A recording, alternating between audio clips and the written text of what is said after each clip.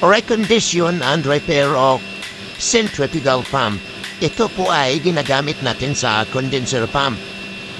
Hindi na namin pinakita yung kung paano binaklas at pagpalit ng bearing kasi hindi namin nabiguan. Ito na lang po yung pagkabit na metal coupling. Ngayon na baklasin natin na yung sa pump casing yung ausig ng mechanical seal at saka pump casing sa bearing. Yan, gamit nating tornilyo yan ay combination wrench na 19. At ngayon ay ayusin natin yung mechanical seal or mechanical seal follower. Yan, lihain natin. Tapos yung mechanical seal ay dapat ding lihain ng konti para pantay po siya. Yan, linisin lang natin yung carbon. Lihain natin ng konti para maging pantay yung mechanical seal niya.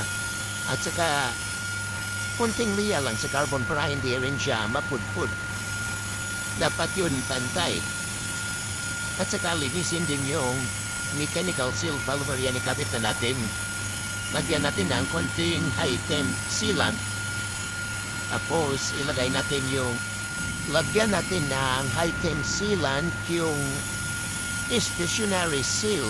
Stationary set doon sa mechanical seal follower para talagang fit na fit siya.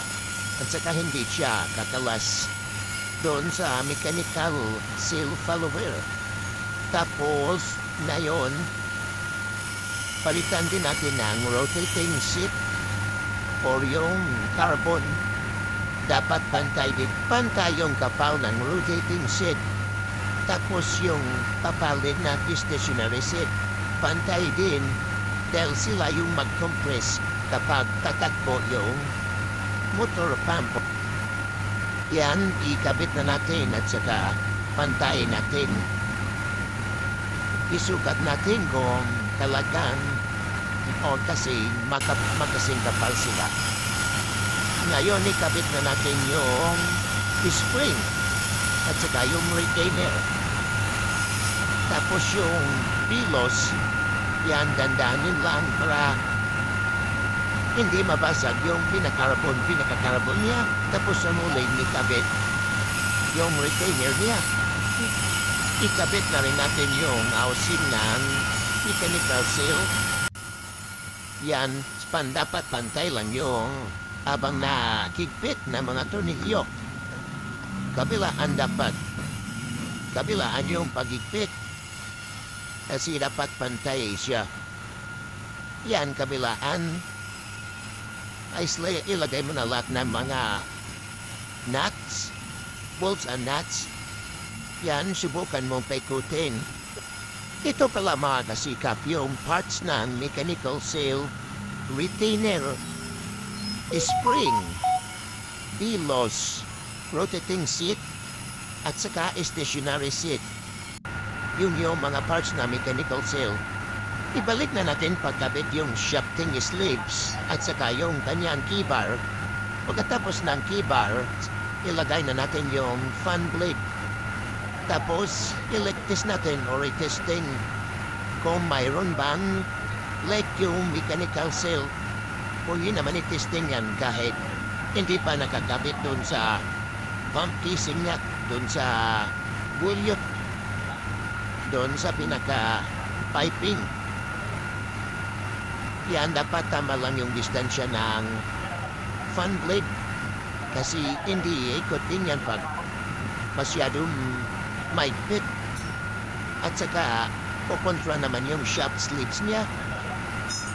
Kaya tamang ikpit lang. Tamang ikpit saka tamang pupok na ang konti. Yan, inikpitan na namin ni kasika Boys Daryl Padilla. At saka, pupupin namin ang konti para talagang maglalak siya. Kasi may lock ring din siya dun sa pinaka-nut niya. Yan, silipin natin. At saka, ikotin natin kung maganda ba yung ikot. Hindi ba siya maganit? Ayan na mga kasikap, dahil tapos na. ibalik na namin pag-install yung bagong rekondisyon na pump.